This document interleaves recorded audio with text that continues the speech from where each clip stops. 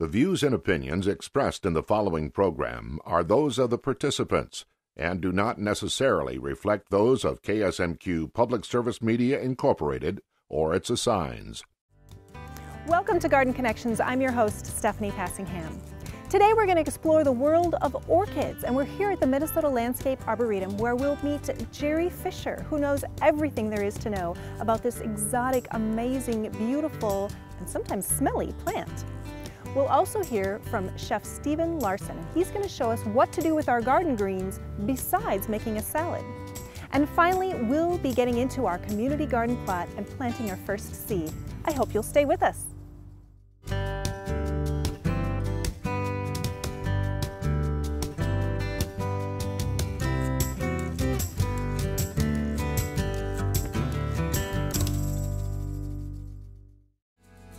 We're standing in the conservatory of the Minnesota Landscape Arboretum, and we're here to learn all about orchids. And the person that's going to help us with that is Jerry Fisher. Jerry, thanks so much for being here. You're welcome.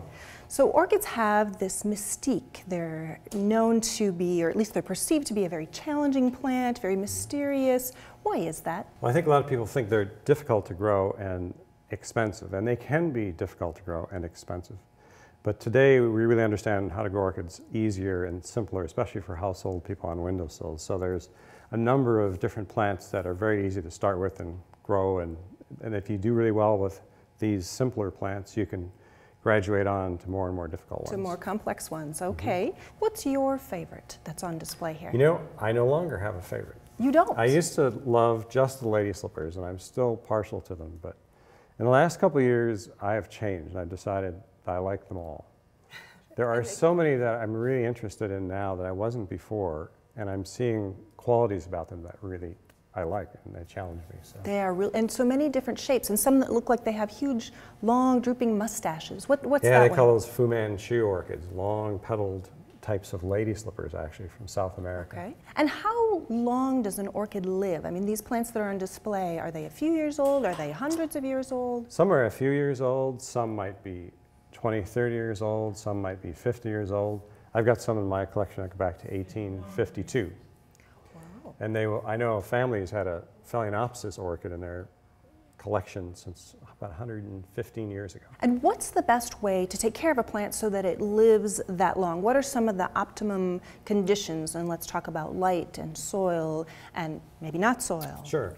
Okay, well, they don't like soil in per se. They like a mix that holds water, but yet drains quickly and has a lot of air around it. So we tend to use bark mixes that are made out of either Monterey pine bark or Douglas fir bark, or a New Zealand sphagnum moss, which has a lot of moisture retentive capability, but has also a lot of air. Okay. And so that's one key thing. The other thing is you don't want to use softened water, because the salt, as it evaporates in the water in the pot continually, it starts building up, and it'll burn the roots and damage the plant.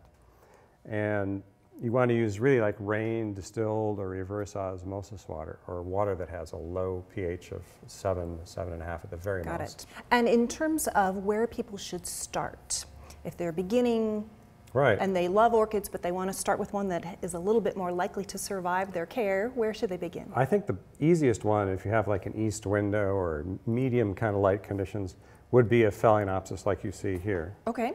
Now these are a little kind of an unusual hybrid for a typical Phalaenopsis, but we'll show you some of those later. Mm-hmm. But this plant will bloom for 3 months to even a year at a time, just continually bloom. And not the same blooms, but they come up with new ones, is that correct? They come out with new ones. Okay. Each flower might last 2 to 3 months, sometimes even 5 months. Really?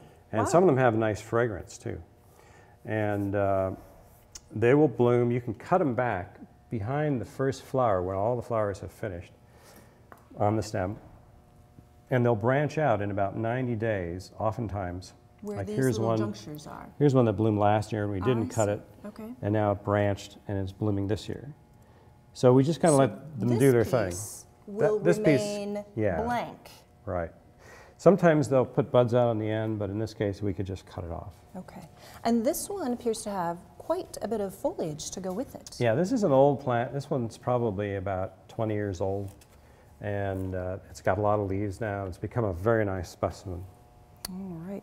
When someone has kind of mastered the Phalaenopsis, they have it under control and they think they're going to be able to be successful with orchids and they want to try something challenging. You've got another example that you can show us of kind of the next step up. Let's go take a look. Okay.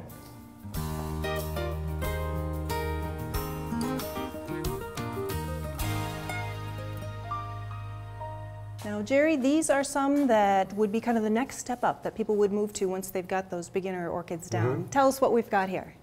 Well, there's a bunch of interesting ones. This is a Cattleya. This is what made orchids really popular in England. Beautiful, they're so ruffly. In the early 1800s, one came in and started the craze. And then this is a lady slipper. Look at those stripes. Yeah, that's a really nice one. So this is an easier one to grow if you're going to go from a Phalaenopsis and try something a little more difficult. You could go to these lady slipper types. And lady slipper, a state flower, particular variety? These are tropical varieties, so they might be from Thailand. That one has parents from Borneo and the Philippines. All right, and the type of lady slipper that you would find in the woods here in Minnesota would be what kind? And they're called cypripediums, and we have 4 or 5 pretty common ones, and then one really, really rare one. Like Cypripedium regina is our state flower, the big pink one. It's named after Queen Victoria. Let's look at this one for just a second, Sure. just as the example you talked about the potting medium, and this is the bark that you talked about. This is the bark, yeah, it's just a simple bark mix. You water this plant about twice a week. The water drains through very quickly. You'd probably put a whole cup through the top, drains through, and then you wait till it approaches dryness again. And the flowers will come out on this particular plant with these mottled leaves twice a year, and they'll bloom for 2 to 3 months each time. Okay, and this one actually has a support structure to it. Is that important for orchids? Usually they'll stand on their own, but in order to really display them nicely, I like to stake them up. Just makes them present a lot better. Sometimes they'll lean towards the window. Okay. And this just keeps And so that's okay in your home. It won't snap necessarily. No, not necessarily. Okay, it's just pure leaf. In nature, they just hang out. They hang out wherever. Right. Okay. Let's take a look at a few more that they have in the conservatory. Okay.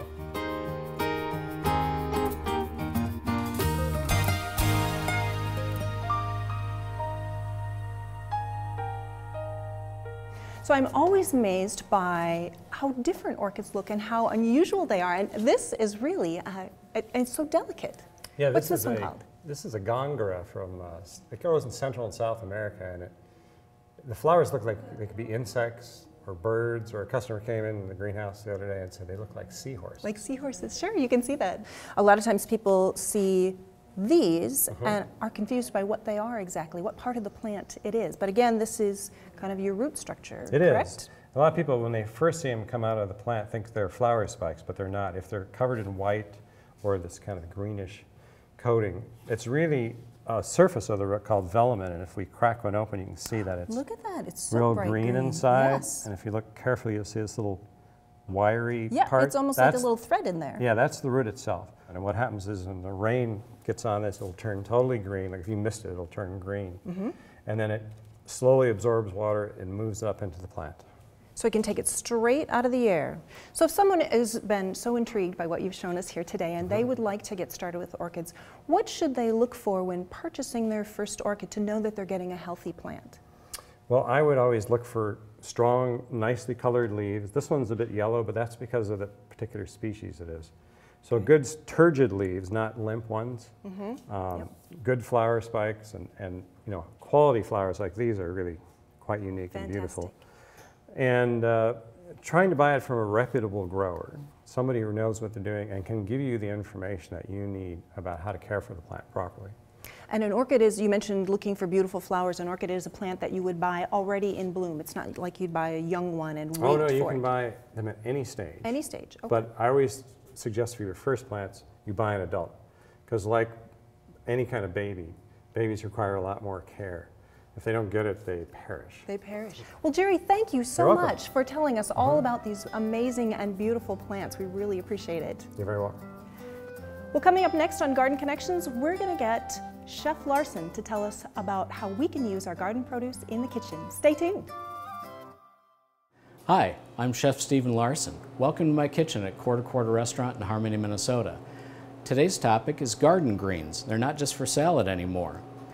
The ones we have in front of us, early greens like oak leaf, tango, bib, and romaine, are great to toss in salads. We also have arugula, which is a peppery Mediterranean style green, and good old spinach.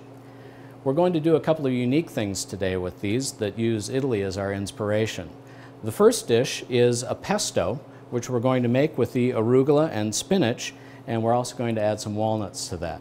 So the first thing we need to do for that is get some garlic in the food processor. We're going to give that a quick spin. To that, we're going to add some toasted walnuts, some pecorino romano cheese, freshly ground black pepper, and kosher salt.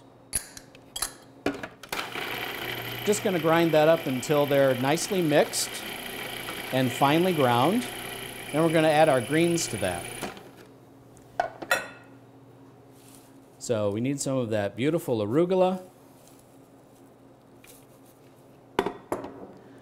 and a good shot of the spinach.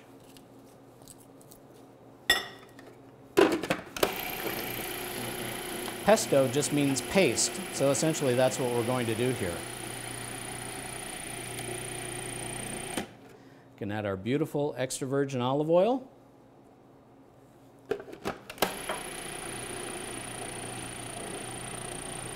And it's ready to go. Next, we need to heat up a pan.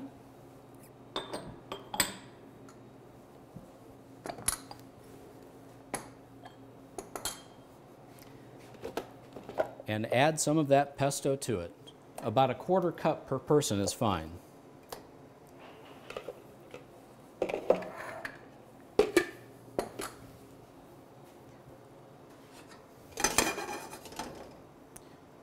We also need to cook some linguine, which we're going to heat up in the water here, and make sure that that's nice and hot. When the pasta is done, we drain it well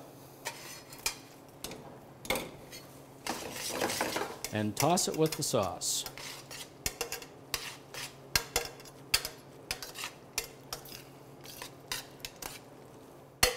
You may need to add a little bit of pasta water to that to thin it out just a touch.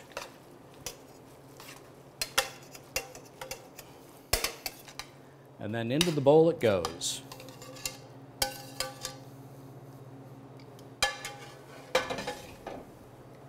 And of course we want to make things look nice and pretty, so we'll add a little basil leaf garnish, some more toasted walnuts, and a sprinkle of Romano. And there we have it, linguine with arugula and walnut pesto. Well, those recipes looked great. Chef Larson really knows what to do with greens. And Jen, I think we're going to have to maybe think about adding arugula to the garden. I think that's a great idea. Sounds good. Well, we are out here in our community garden plot. We're going to be planting our very first seeds today. And as you can see, the ground has been initially prepped. The city of Austin tills all of these gardens, and they come through and they do them all at once. So that's already happened. We're going to do a little bit of raking just to smooth out the high and low spots, remove a little bit of debris from the top, and we're going to mark out our rows. We've got our map, so we're going to get everything situated so we know that we're planting things in the right spot. Jen, you're going to mark rows? Right. I'm going to rake. Great. All right.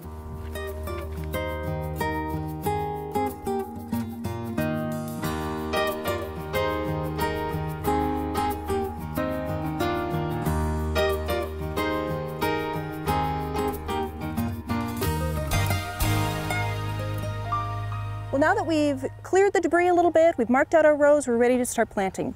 Some folks love perfectly straight rows, and so what you can do is take string and put it on 2 stakes and have a beautifully straight row. But I don't know about you, Jen, I'm a little bit of a freelancer when it comes to my rows. I'm the exact same way. All right. Well, I'm going to go freelance in some beets, and I'll let you get started. Great. I'm going to be putting in the dragon carrots and the radishes. Now, the variety we've chosen for the carrots are a little off beat. They are called a dragon carrot. And what's so neat about them is the beautiful rich color of the skin. They're really dark, deep purple, and they're just beautiful when you cut them up. They're just great, and also very sweet. The radishes we've chosen are also a little different and kind of fun. They are a white icicle radish. So the cherry bells are what you normally see on grocery store shelves. They've got, you know, they're nice round, pinkish, reddish hue. And, you know, that's the standard radish that's on sale in your local grocer. But these are white, and they're a little bit spicier, and they've got a long tapered root base. They're really beautiful, and I think they're gonna be a lot of fun. So let's put them in the ground. I am gonna dig a little trench so I have somewhat straight lines and I know the area that I need to loosen up.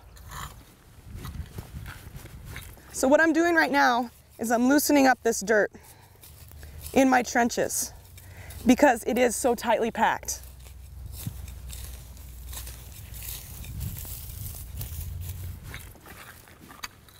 We're gonna go ahead and put the carrot on the inner trench here.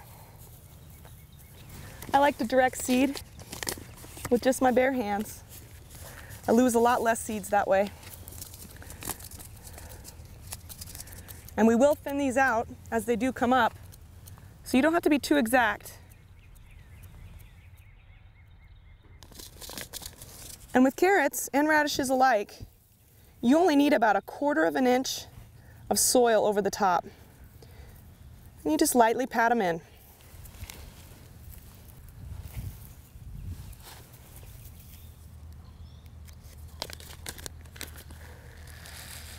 Now I'm going to drop, radish seeds are a little bit bigger than the carrot seeds, so I'll just drop those directly in by hand.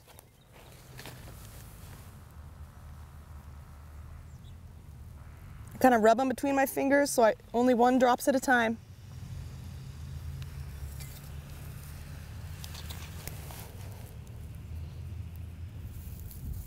And again, just about 1/4 inch of soil.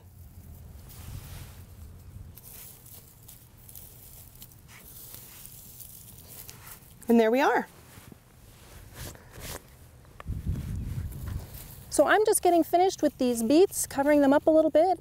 Just like the carrots and radish, they only need about 1/4 of an inch, so not very deep.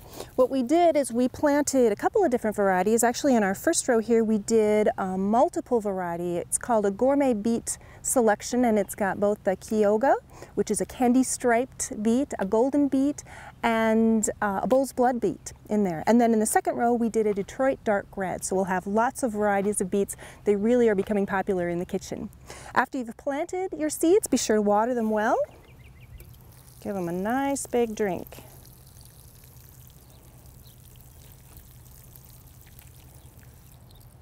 All right, let's go tackle our potatoes. Looking good.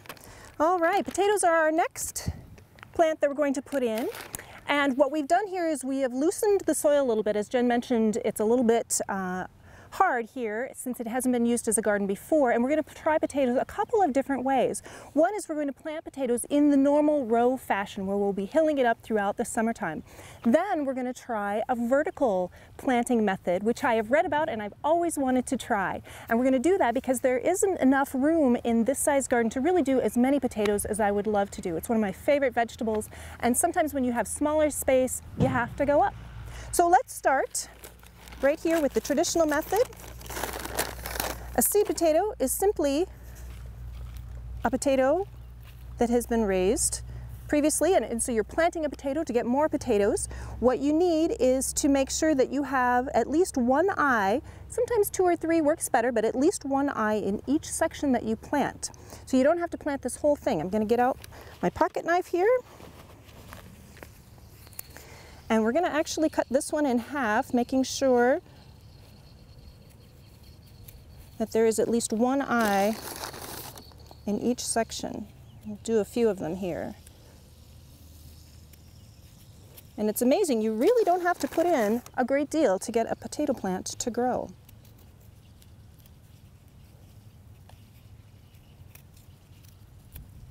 This is a variety called Russian banana fingerling. It's really a fun variety. It cooks up nicely. The skins are very tender and they're great for cooking just whole. And since we've already loosened, we're just going to take our trowel, get a nice little hole there, pull out some of these grass roots if we can to make weeding easier later in the summer. And we're just going to put that right in the ground and cover it up. And the next one about 10 to 12 inches over.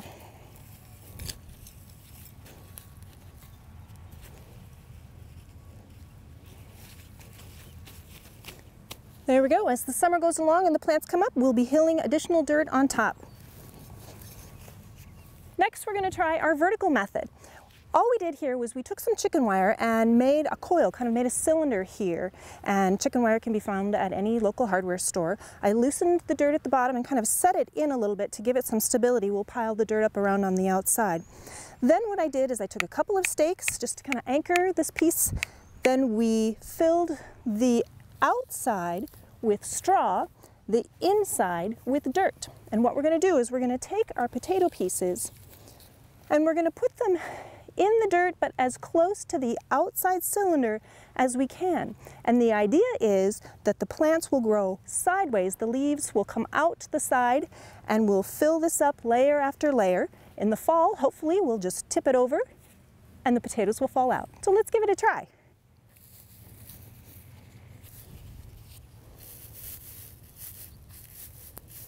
All right, so we've got them all on the outside. Now we're going to fill it up with some more dirt.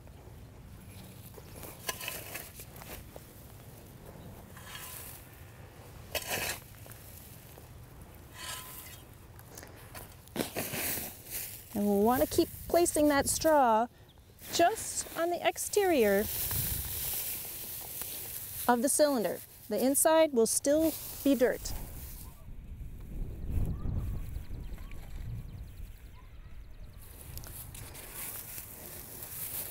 All right, that's our last layer. We'll cover that up with dirt and we'll water it well. So now we're going to put in our onions. Now we have onion sets and we also have onion seeds.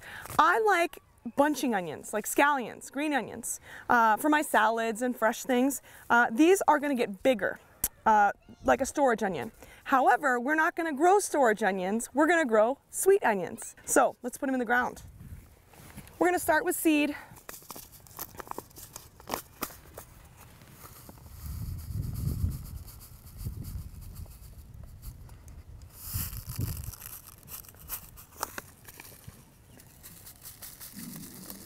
Now these need to be about a ½ inch deep and they can be a little thicker. Bunching onions can be side by side and grow quite well. They don't need to be single file.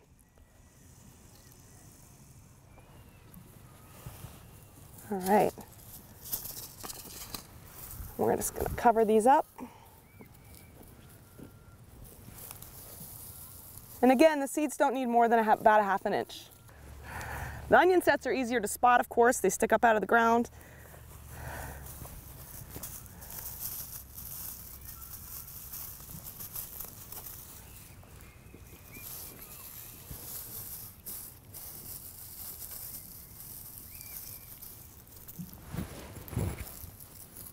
We are just going to plant these in.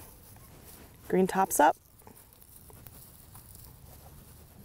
And these are going to get a little on the big side. So we're going to leave a little space.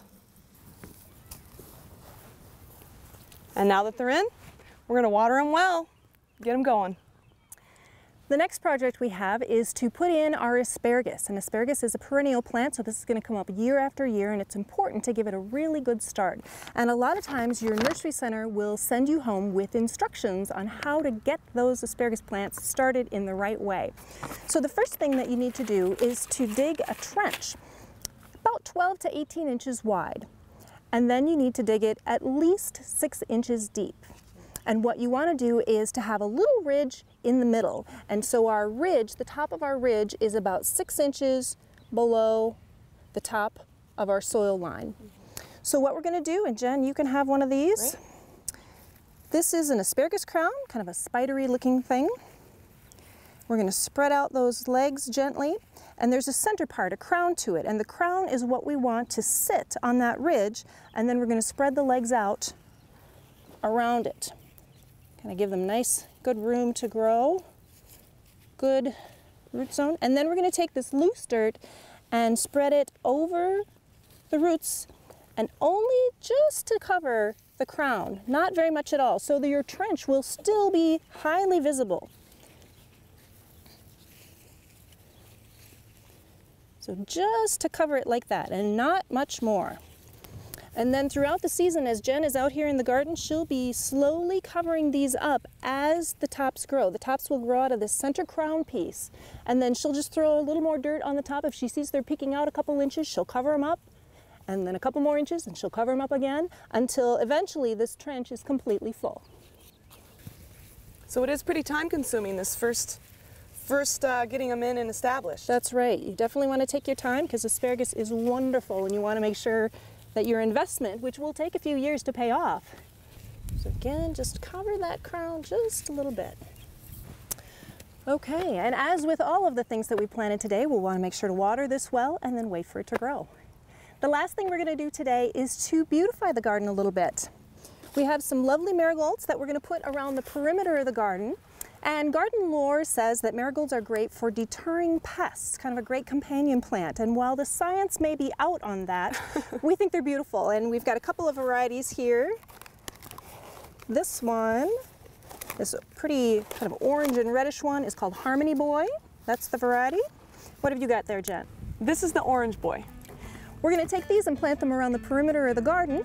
I hope you've enjoyed today's show. Join us next week on Garden Connections when we start out our visit on a worm farm. For Jennifer Oftley, I'm your host, Stephanie Passingham. On Garden Connections, we'd love to see photos of your garden. Or if you have questions for our garden experts, contact us by emailing garden@ksmq.org or like us on Facebook.